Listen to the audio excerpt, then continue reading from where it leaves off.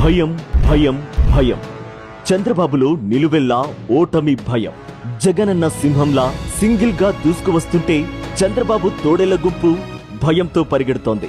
War one side లా మారిన AP రాజకీయ యుద్ధంలో ముందే ఓటమి భయంతో చంద్రబాబు అక్రమ పొత్తుల కోసం అందరినీ వేడుకుంటున్నాడు.